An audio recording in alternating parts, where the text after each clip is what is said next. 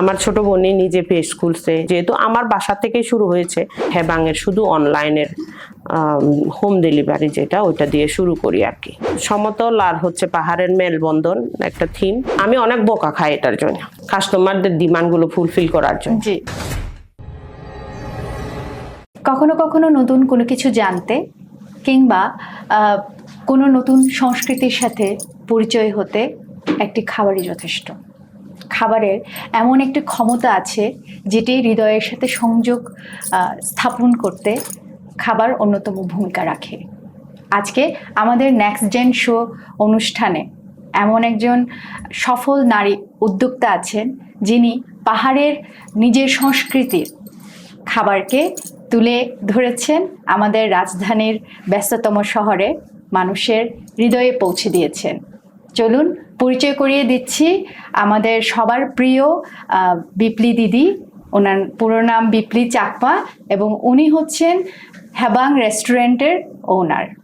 আপনাকে অনেক অনেক স্বাগতম আমাদের নেক্সট জেন শোতে। আর বরাবরের মতন আমি আছি ডালিয়া আপনাদের সাথে। চলুন দিদির সাথে আজকে আড্ডা করি।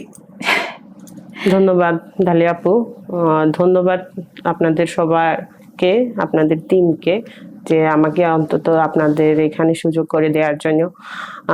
আমাদের জার্নি, আমাদের এই যে হেবাংয়ের সাথে সম্পৃক্ত দীর্ঘ 8 বছরে এই গল্পগুলো আপনারা তুলে ধরেছেন বিদায় আমরা আজকে এত দূর আসছি।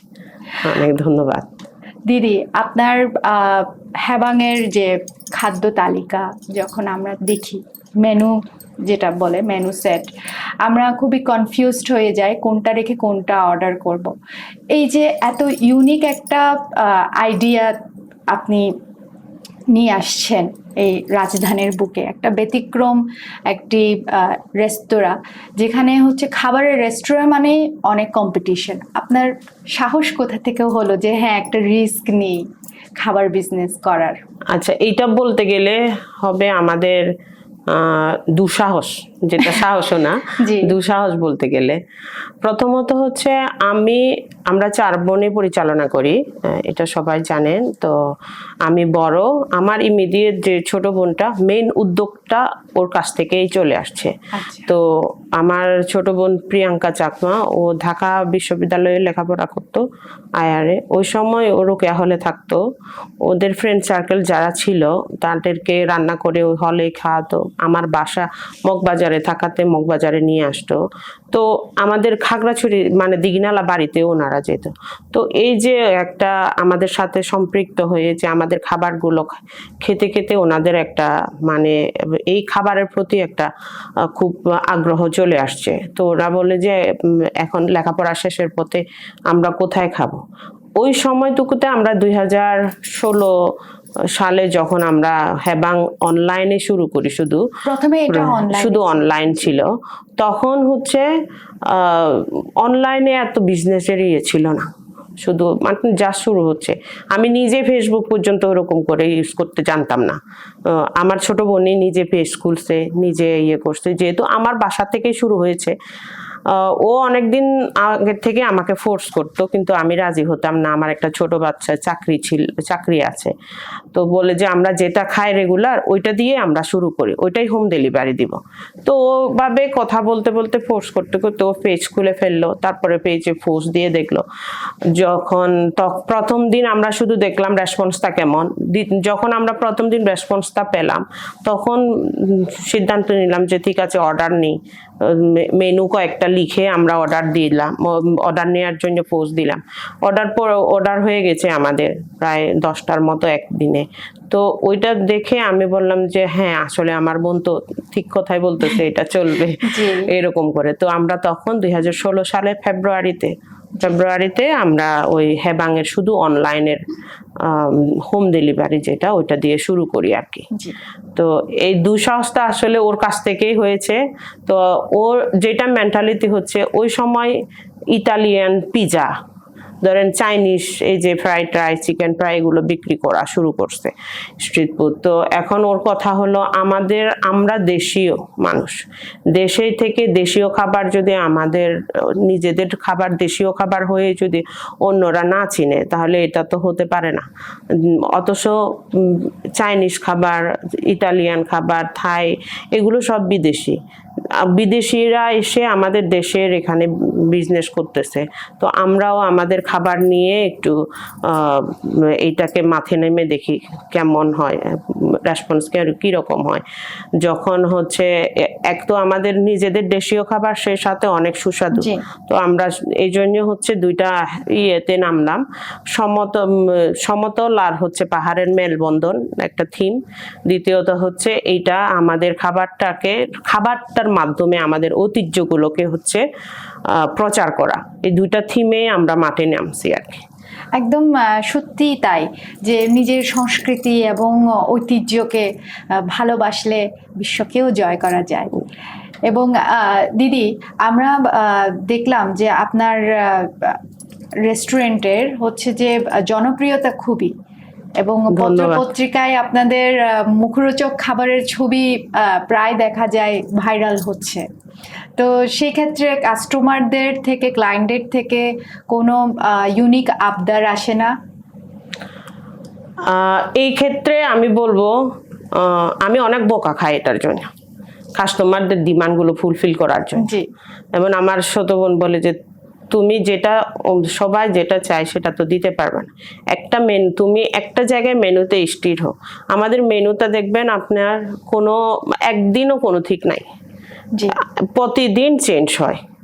এখন আমাদের তো ধরেন পাহাড়ি খাবারে অনেক ভেরিয়েশন আছে। আমার দেখা গেছে যে বাসায় আমি এটা খাইছি, আমার মনে হচ্ছে যে আমি কাস্টমারদেরকেও দিব, প্রয়োজন বোধে আজকে একদিন বিক্রি করব, যার ভাগে পড়ে সে খাবে, এরকম মেন্টালিটি আমার। তো এইভাবে হচ্ছে মাঝে মধ্যে আমি বাসায় যে রান্নাটা করি, যেটা খাই নিজে, ওইটাও পোস্ট করি আমি পেজে। আপনি দেখবেন আমাদের পেজে আমরা আমাদের যে কাস্টমাররা আছেন ওনারা সম্পূর্ণ আমাদেরকে ভালোবেসে এসে আসার কাস্টমার। কারণ আমরা বুস্টিংও করি নাই, একদম ইউনিক যেটা। এই জন্য আমরা কাস্টমার ইয়েটা আমাদের খুবই লাকি আমরা বলবো। আমরা যখনই হেবাং কোনো প্রতিকূলতার পরে তখন কাস্টমারদের সাপোর্ট আমাদেরকে মনটা একদম মানে কি বলবো, একদম হচ্ছে যে আগ্রহটা আরো বাড়িয়ে দেয় আমাদেরকে। তো এই যে কাস্টমারদের যে ডিমান্ডটা, আমাকে বলে যে একজন কাস্টমার আমার আছে চিকেন মরিচ ভর্তা, আরেকজন কাস্টমার সাথে মাছ মরিচ ভর্তা, আরেকজন কাস্টমার সাথে চিকেন মরিচ ভর্তা, বলে যে চিংড়ি মরিচ ভর্তা, চিকেন মরিচ ভর্তা আছে ওইটা বিক্রি করেন। কিন্তু আমার মনে হয় কি উনি চাইছে, ওনার তো অনিচ্ছা থাকা সত্ত্বেও নিতে হবে। আমি চেষ্টা করি না থাকলেও এটা করে দাও। এই জিনিসটার জন্য আমি একটু কথা শুনি, তারপরেও আমি এটা মানে ফুলফিল করার চেষ্টা করি আর কি। এই জন্য হয়তো আমরা মানে কাস্টমারদের কাছ থেকে এই ভালোবাসাগুলো পাই আর কি। আপনার রেস্টুরেন্টে দেখা গেছে যে অনেক ভর্তার আইটেম আছে, যেটা একেবারেই মানে খুবই রিফ্রেশিং, দেখতেও যেমন সুন্দর, খেতেও মজাদার। আমি নিজেও গেছি, এবং সবচাইতে জানার ইচ্ছে এটাই যে পাহাড়ের মানুষ মরিচ বেশি খায় নাকি শহরের মানুষ মরিচ বেশি খায়? আপনার মতামত? আমাদের ধারণা এখন মনে হচ্ছে হেবাং খোলার পরে আমাদের ধারণাটা ভুল। কেন? আমরা মরিচ খাই ঠিক আছে, ঝাল অনেক খাই, কিন্তু আমরা ব্যালেন্স করে খাই। কোনো মরিচ ভর্তার সাথে আমরা সিদ্ধ কোনো কিছু দিয়ে খাই, কোনো মরিচের ভর্তা। আমরা তো ভর্তা বলতে আমাদের কাস্টমারদের সুবিধার জন্য বলি, আমরা বেসিক্যালি এটা চাকমা ভাষায় মরিচ গুদেইয়ে বলে, যেটা পিষে রান্না করা হয় তাকে গুদেইয়ে বলে। তো এগুলো ভর্তার আইটেম না, এগুলো হচ্ছে গুদেইয়ে আইটেম বলি আর কি। শুধু আমাদের কাস্টমারদের বুঝার সুবিধার জন্য আমরা ভর্তাটা শব্দটা ইউজ করি। তো যখন হচ্ছে একজন মরিচ ভর্তা খেতে আছে, ওনারা তো পুরাটা মেখে খায়, কিন্তু আমরা বাহারিরা যখন আমরা মরিচ ভর্তা খাই তখন আমরা কোনো সবজির সাথে বা কোনো ফলের সাথে মাখিয়ে হরবো বানাই খাই। তো আর মানে এই এই দুইটা জিনিস দেখলে, ভেরিয়েশনটা দেখলে মনে হয় কি ওনারাই বেশি ঝাল খেতে পারে, শহরের লোকরাই বেশি ঝাল খেতে পারে। এবং দিদি, আচ্ছা এবার আসি যে আপনার রেস্টুরেন্ট ওপেন করার আগে তো অনলাইন ফর্মে ছিলেন। রেস্টুরেন্ট ওপেন করার সময় কি কি চ্যালেঞ্জেস আপনি ফেস করেছেন? একজন নারী উদ্যোক্তা হিসেবে আপনি বললেন যে 4 বোন মিলে আপনারা এই প্রতিষ্ঠানটা প্রতিষ্ঠিত করেছেন, কি কি চ্যালেঞ্জেস ছিল? চ্যালেঞ্জ তো এখনোই দিয়ে যাচ্ছি, এখনোই চ্যালেঞ্জ আসতেছে, এখনোই মোকাবেলা করে যাচ্ছি। শুরুটার চ্যালেঞ্জটা হচ্ছে হোম ডেলিভারি বাসার থেকে দেয়, তখন আমাদের তো ফুডপান্ডা ইয়েও ছিল না, কোনো পাঠাও রাইডার ওই ইয়েগুলো আসে না, অ্যাপসগুলো। তখন আমাদের নিজেদের ডেলিভারি দিতে হতো পুরো ঢাকা শহরে আর কি। আমরা যে এটা একটা যদি অর্ডার করে ওই সিরিয়াল বাই ধরেন বাদদা একটা অর্ডার আসলো, এই বাদদার লাইনে যেটা হয় ওরকম করে আমরা অর্ডারগুলো নিতাম। তো যেটা সবচাইতে চ্যালেঞ্জিং একটা হচ্ছে সোর্সিং, কেমনে আসবে, তখন তো একদম রেগুলার এত গাড়িও আসতো না, কেমনে আসবে আমাদের খাবারগুলো, যেহেতু আমাদের প্রোডাক্টগুলো সবই খাগড়াছড়ি থেকে কেমনে প্রোডাক্ট আসবে এই একটা টেনশন। দ্বিতীয়ত টেনশন কিভাবে আমি ডেলিভারিটা দিব একদম সময় মতো। একটা অন্য কিছু ডেলিভারি দিলে তো সময় লাগে না, কিন্তু এটা খাবার লাঞ্চের টাইমে, লাঞ্চ দুপুরে 2টার মধ্যে, ডিনারের টাইমে 8টার মধ্যে ডেলিভারি দিতে হয়।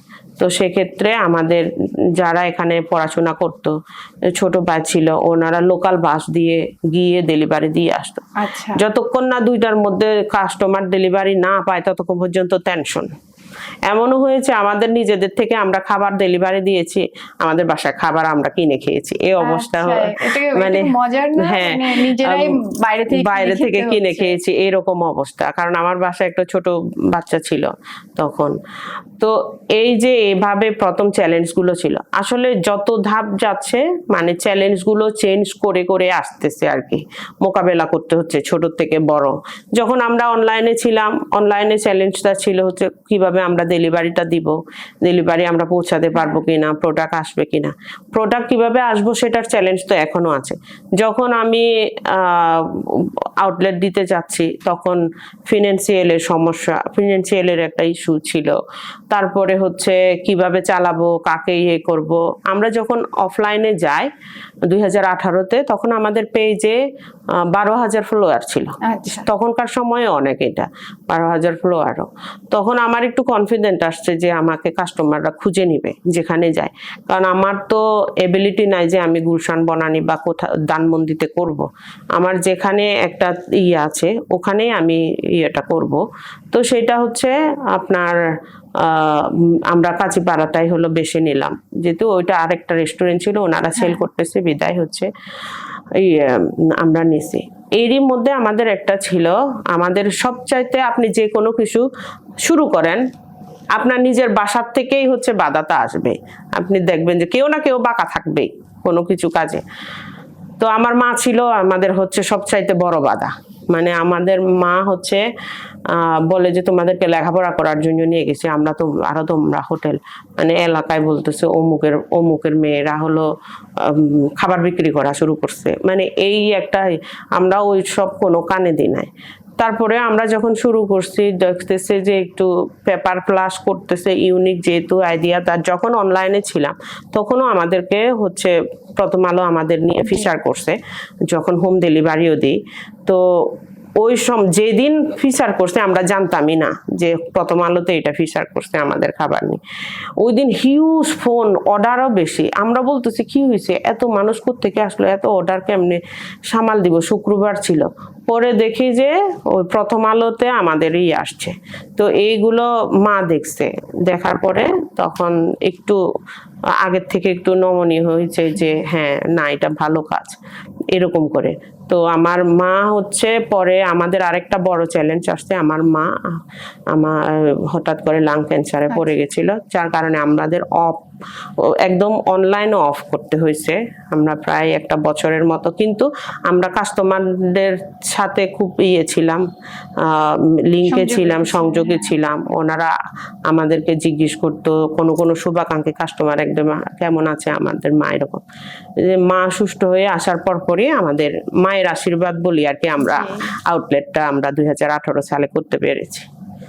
এই হলো মানে একদম চ্যালেঞ্জ হচ্ছে, কখনো শেষ হবে না, আমরা চিন্তা করি একটার পর একটা। এখন চ্যালেঞ্জগুলো যেমন অন্যরকম। এই যে কিছুদিন আগে ধরেন আপনার হলো সিটি কর্পোরেশন থেকে আসলো, এখন চ্যালেঞ্জগুলো এরকম, এগুলো মোকাবেলা করতে হয়। তারপরে হচ্ছে বিভিন্ন গভর্নমেন্টেরই এগুলোকে মোকাবেলা করতে হয় এখন। এই জন্য হচ্ছে এখন চাহিদা বেড়েছে। আমার প্রোডাক্ট আনার জন্য আরো বড় কিছু, অনেক আগে সপ্তাহে 1 দিন আনলে হতো, এখন সপ্তাহে 2 দিন, সপ্তাহে 3 দিন এরকম করে আনতে হচ্ছে। এই জন্য যত আগায় তত চ্যালেঞ্জ হলো বড়। যেহেতু আপনি পাহাড়ের খাবার রিপ্রেজেন্ট করেন, তো পাহাড় থেকে মোস্টলি আপনার খাবারগুলো আসে, সবজি থেকে শুরু করে। সবজি আপনার মুরগিটাও আছে ওখান থেকে, শীতকালে হাঁসটাও আছে আমার ওখান থেকে। তারপরে হচ্ছে আর সবজিগুলো তো সিজনাল অনুযায়ী যখন যেটা পাওয়া যায় সেটাই আছে। এখানে ভ্যারাইটিস খাবার পাওয়া যায়। মে মাস থেকে বিভিন্ন যে অর্গানিক মাশরুম গুলোও পাওয়া যায়, এরকম আর কি। সবচাইতে জনপ্রিয় খাবার এখন পর্যন্ত কোনটি, এবং কোনটা হচ্ছে যে আরো অ্যাড করার আপনাদের পরিকল্পনা আছে? অ্যাড করার পরিকল্পনা বলতে অ্যাড তো অনেকগুলো থাকে, মানে আমাদের ওই যে বললাম আমাদের পাহাড়ি খাবারের ভেরিয়েশনটা অনেক। যেমন বেগুনটাই আমরা অনেকভাবে রান্না করি, বেগুন তাবা, বেগুন গাবি, এইরকম করে অনেক ইয়েতে রান্না করি। ঢেঁড়সটাও সিদ্ধ খাওয়া যায়, হলা খাওয়া যায়, এরকম। তো এখন আমাদের ভেরিয়েশন যেটা হয়, যেহেতু খাবারটা সিজনাল, আমরা চিন্তা করি সিজনাল অনুযায়ী খাবারটা রাখি। সিজনের খাবারটা আমরা ফ্রিজ আপ করে রাখি না যে অন্য সিজনে আমরা খাওয়াবো। আসলে হচ্ছে আমাদের সিগনেচার ডিশ যেটা মেনু, প্রত্যেকের তো প্রত্যেকের যে একটা সিগনেচার আইটেম থাকে। আমাদের সিগনেচার আইটেমটা হচ্ছে পাহাড়ি মুরগির ব্যাম্বো চিকেনটা।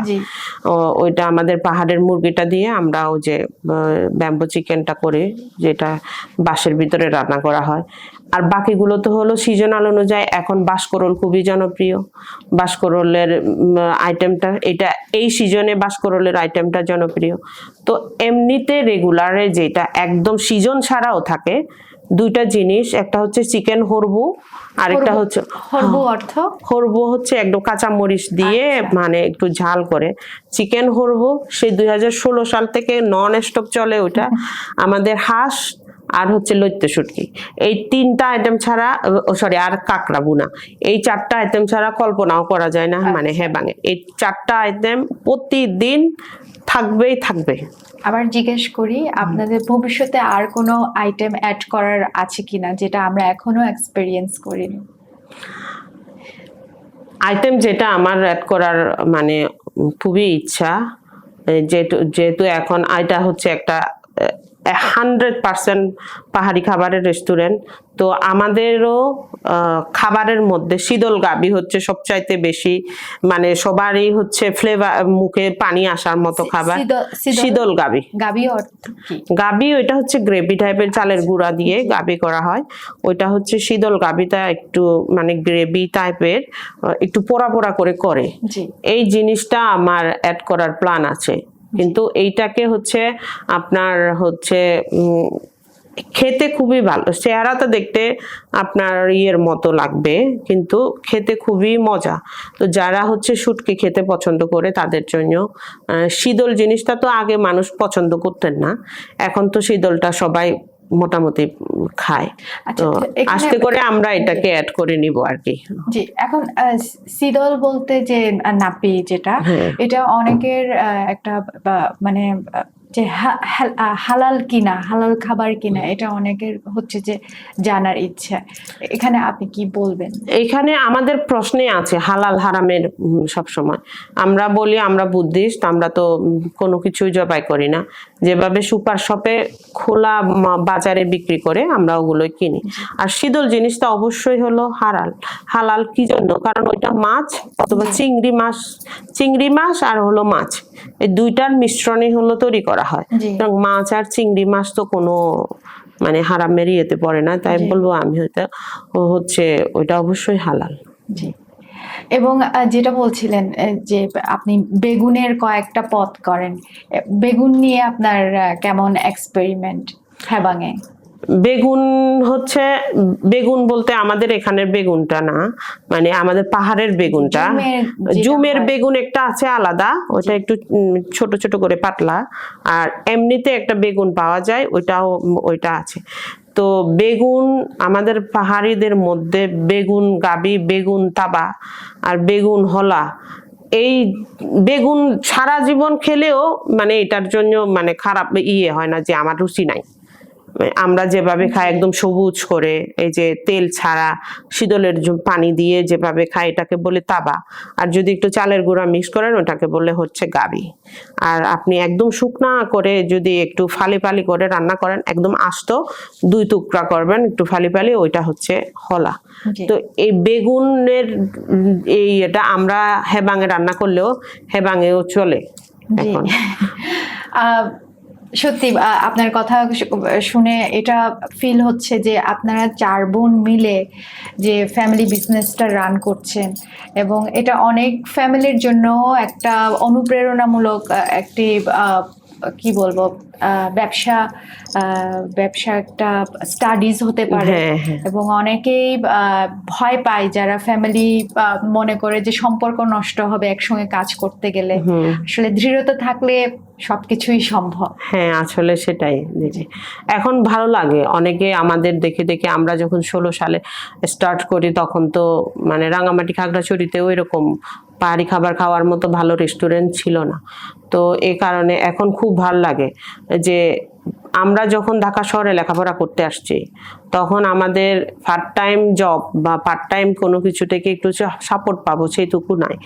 এখনকার জেনারেশন অনেক লাকি যে কেউ আপনার হচ্ছে স্ট্রিট ফুড হিসাবে ইউজ করে, যেমন মুন্দি এখন একটা জনপ্রিয় স্যুপ আমাদের, ওগুলো বিক্রি করে, তারপরে ওরা এগুলো করে করে কিছু টাকা ইনকাম করে বাবা মার হেল্প করতে পারতেছে। তারপরে হেবাঙে এসে হেবাঙে যারা কাজ করে প্রায় স্টুডেন্ট, ওরা পার্ট টাইম হিসাবে এখানে কাজ করতে পারতেছে। তো আমরা যখন পড়াশোনা করছি তখন আমাদের তো এরকম সাপোর্টটা ছিল না। আমরা টিউশনি কারোর কাছ থেকে পেলে করতাম, আদারওয়াইজ কোনো অপশন নাই। তো না পেলে বাবার আশায় থাকতে হতো, বাবাকে মাকে যে একটু হেল্প করবো, যে টাকা পাঠানোর জন্য মাসে পড়াশোনার খরচের জন্য, সেটা আমাদের অপশন ছিল না। এখনকার জেনারেশনের অনেক অপশন আসছে। তো ভালো লাগে যখন আমাদের মতো আরেকজন করছে, আমাদের মতো এখন পাহাড়ি খাবার নিয়ে কাজ করে খাচ্ছে, পাহাড়ি খাবার নিয়ে কাজ করে ফ্যামিলিকে সাপোর্ট করছে। এগুলো দেখলে নিজেদেরই ভালো লাগে যে অন্তত আমরা দাঁড় করিয়েছি বিদায় আমাদের পিছিয়ে ওদেরও হলো একটা অনেক সহযোগিতা হচ্ছে আর কি। অবশ্যই তাই। আসলে সার্থকতা ওখানে। বিজনেসের ক্ষেত্রে বিজনেসের সফলতা সেটা না, বিজনেস তো আপ ডাউনে থাকে। সফলতা ওখানে আমাকে দেখে যে আরো একজন যে করার অনুপ্রেরণা পায়, ওখানেই সফলতা আর কি। জি, এটাই জিজ্ঞেস করতে চেয়েছিলাম যে আপনার মানে এখন এই যে একটা পর্যায়ে আসছেন, সবার জনপ্রিয় একজন দিদি হতে পেরেছেন, এবং বোনদেরও যে একজন শক্ত একজন কি বলবো ছায়া হয়ে আপনারা সবাই মিলে একসঙ্গে এত সুন্দর একটা প্রতিষ্ঠান চালিয়ে যাচ্ছেন। এটা কি ফিলিং হয় এটাই জিজ্ঞেস করতে চাইছিলাম যে সার্থকতা কোথায়? হ্যাঁ, ফিলিং বলতে কি আসলে নিজের বলতে একটা না, ওইটা ফিল আছে এমনি। কিভাবে আমি যখন অফিস করি, আমার অফিসের মেন্টালিটি, আর আমি যখন অফিস করার পরে সারাদিন অফিস করার পরে এই যে টায়ার্ডনেস নিয়ে যখন আমি হেবাঙে ঢুকার পরে যে এনার্জিটা আমি পাই, তখন একদম ধরেন যে আমি সকালে ওখানে 8টা থেকে ডিউটি করতেছি, যে সকাল ধরেন আমি বাসার থেকে 8টা থেকে নামলে তো পুরো 8টা থেকে ওখানে সন্ধ্যাবেলা এসে আমি হেবাঙে ঢুকলাম, আরো রাত 11টা পর্যন্ত ডিউটি করে তারপরে আমি বাসায় যাচ্ছি। আমি চিন্তা করি এই এনার্জিটা আমার কোত্থেকে আসে? এটা শুধুমাত্র নিজের প্রতিষ্ঠান বলে, নিজের সন্তানের মতো বলে আমার কাছে এটা এই এনার্জিটা আসে। আদারওয়াইজ অন্য আরো কোনো জায়গায় যেতাম তাহলে তো আসতাম না। আগে যখন হেবাং ছিল না, অফিস করার পরে কি টায়ার্ড লাগে, আর কোথাও বের হইতে ইচ্ছে করে না। কিন্তু এখন চিন্তা করেন, মানে একটা নিজের দাঁড় করানো প্রতিষ্ঠান, নিজে কষ্ট করার প্রতিষ্ঠানে আপনি ঢুকেই আবার নতুন করে এনার্জিটা পান। তো এই জন্য মানে খুবই খুবই মানে ফিল হয় আর কি, যে নিজেকে যে কষ্টগুলো করছি হেবাঙের জন্য। করোনার সময় অনেক কষ্ট করছি, ঘুম অনেক সময় আজান দেয় তারপরে ঘুমিয়ে গেছি এরকম করোনার সময়। তো এই যে কষ্টগুলো, এই যে পরিশ্রমগুলোর কথা মনে পড়ে, তখন মনে করি এটা এত বড় এত কিছু করার ফল এইটা। তখন আসলে খুব মানে ভালো লাগে আর কি। আরো যখন কোনো না কোনো ভাবে একটু আপনি দুর্বলতা হবেন, এইগুলো যখন মনে করবেন তখন মনের শক্তি আরো বেড়ে যায়। সত্যি তো, বিগত যে অর্জনের কথা মনে করেই নিজেকে হচ্ছে উৎসাহ দিয়ে চলতে। সেই সাথে আছে আপনার সারাদিনের কর্মব্যস্ততার মধ্যে, সারাদিনে এই যে মানে কাজের ব্যস্ততার মধ্যে যখন রাতের বেলায় এই যে সারাদিন যে কাস্টমাররা আসছেন আমার এখানে একটা ভালোবাসার রিভিউ দেয়, মানে একটা ভালোবাসার কি বলে যে ওনাদের যে খাওয়ার পরে যে ফিলিংসটা আমাদের জন্য একটা শব্দ লিখে যে ছবিগুলো দেয় না, এগুলো দেখলে খুবই মানে অনুপ্রেরণা জাগে যে আসলেই তো আমরা খুশি করতে পারতেছি, আসলেই তো মানুষ এইটাকে সাপোর্ট করতেছে। যে আগে আমরা একজনের অর্ডার নিতাম, অনেকক্ষণ সময় লাগতো বুঝাইতে, এখন একটিবার বুঝলে বেগুন গাবি দেন বললে হ্যাঁ বুঝে ফেলে, চিকেন পুরো গুঁদিয়ে দেন বললে বুঝে ফেলে। এখন আমার ঐতিহ্যটাও চিনে গেছে ওনারা, আমরা কি খাই সেটাও বুঝে ফেলছে। এখন আর ওই ট্রলটা শুনতে হয় না যে চাকমা ব্যাংকায় সাপকায়, আগে শুনতাম, এখন তো জেনে গেছে যে আমার হেবাঙের মাধ্যমে যে ওনারা কি খায়। তো সে কারণে আর মানে এই জায়গা এই কথাটা অন্তত শুনতে হয় না, এখানেও মনে হয় যে সার্থকতাটা ওখানে হয়েছে, যে যার জন্য আমরা হ্যাঁ জানান দেয়া।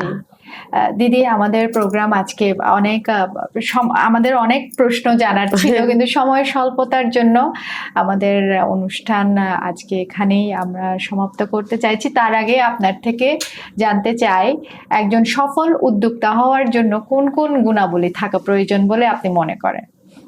প্রথমে বলবো যে নির্ঘুম রাত কাটাতে হবে শুরুতেই। সবচাইতে তো পরিশ্রমটা লাগবে, আর মনের শক্তিটা অনেক বেশি লাগে। আপনি যখন মনের শক্তি যখন কমবে মনে করবেন, তখন হচ্ছে যে ইন্সপাইরেশন, আপনি যেটা ভালোবাসেন সেটা দেখে দেখে নিজেকে আরো হচ্ছে তৈরি করবেন। তারপরে এরপরে তো এখন তো ধরেন ফিনান্সিয়ালটা তো অবশ্যই আসে সাপোর্ট। যদি আমার কাছে নিজের ফিনান্সিয়াল যদি না থাকে, অনলাইন অপশন আসে, এটা দিয়ে অল্প করে শুরু করেন। সবসময় বলবো যে ছোট থেকে বড় হতে চেষ্টা করেন, বড় থেকে হুট করে বড় হয়ে না, একদম ছোট থেকে একদম নিম্ন ছোট জায়গা থেকে উঠে দাঁড়ান। জন্য এইটা নিজেরও একটা বড় হওয়ার পরেও নিজেরও একটা খুবই ভালো লাগে। খুবই মূল্যবান উপদেশ দিয়েছেন, এবং আপনাকে অনেক অনেক ধন্যবাদ আমাদের এই অনুষ্ঠানে উপস্থিত থেকে আমাদেরকে সময় দেওয়ার জন্য। অনেক ধন্যবাদ তাহলে আপু আপনাদেরকে, আপনাদের পুরো টিমকে আমাকে এই সুযোগটা করে দেওয়ার জন্য। দিদির সাথে কথা বলে যেটা মনে হলো, কোনো কিছু শুরু করতে হলে নিজের মনের কথা শুনে যে শুরু করে দিতে হবে, বাকিটা হচ্ছে যে পথ আপনা আপনি তৈরি হবে। এবং মনের মধ্যে যথেষ্ট শুধু সাহস না, দুঃসাহসও রাখতে হবে। নিজের সংস্কৃতিকে, ঐতিহ্যকে অনেক অনেক ভালোবাসতে হবে। আজকে আপনাদের এই প্রোগ্রামটা কেমন লেগেছে অবশ্যই জানাবেন। আমার তো দিদির সাথে কথা বলে এখনই হেবাঙে চলে যেতে ইচ্ছে করছে। আমাদেরকে লাইক, কমেন্ট, সাবস্ক্রাইব করবেন, এবং পরবর্তী আমাদের গেস্ট হিসাবে কাদের দেখতে চান কমেন্টেও জানাতে পারেন। সে পর্যন্ত ভালো থাকবেন, সুস্থ থাকবেন। ধন্যবাদ।